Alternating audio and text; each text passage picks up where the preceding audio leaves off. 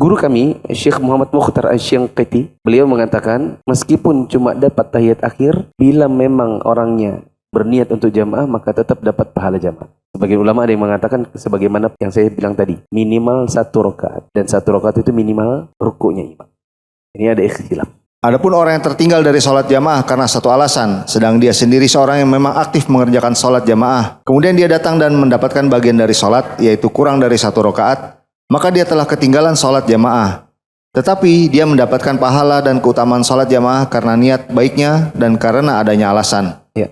Ada sebagian orang yang mungkin terlambat sehingga dia dapatnya tahiyat akhir atau dapatnya sujud terakhir. Apakah dia tidak dapat pahala berjamaah? Disebutkan di sini tadi. Bagi orang yang terbiasa sholat jamaah rutin, lalu suatu hari karena uzur, misalnya terlambat karena buang air, terlambat karena meeting ini kok, pimpinan meeting kok belum selesai-selesai, tak pergi aja dah. Tapi udah terlambat, tinggalkan meeting, pergi wudhu ke masjid, ternyata orang sudah sujud terakhir, maka dia tetap dapat pahala berjamaah.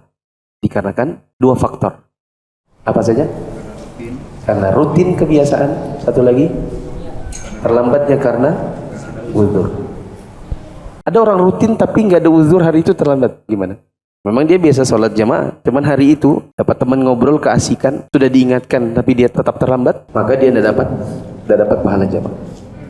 Wallahu alam, yang penting begini, jangan biasakan suka terlambat tanpa uzur. Rutin setiap subuh mesti masbuk, tapi dia bilang saya uzur karena saya BAB dan rutin. Ya kita bilang bagaimana caranya biar tidak rutin terlambatnya? Berarti ya mungkin bisa bangun lebih awal begitu supaya tidak rutin uzurnya.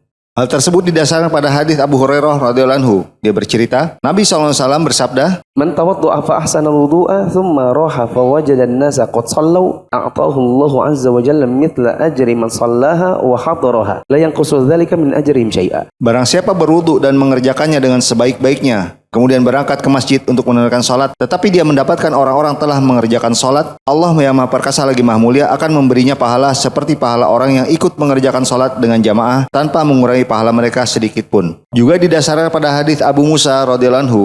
Dia bercerita, Rasulullah SAW bersabda, "Idza maridal 'abdu aw safara, kutiba lahu mithlu ma kana ya'malu muqiman shahiha." Jika seorang hamba sakit atau melakukan perjalanan, ditetapkan baginya pahala seperti apa yang biasa dikerjakan saat dia bermukim dan dalam keadaan sehat. Ini hadis tentang orang yang memang ada uzur, maka kalau ada rutinitas ibadah kemudian terhalang karena uzur, maka dia tetap terhitung seperti sebagaimana biasa.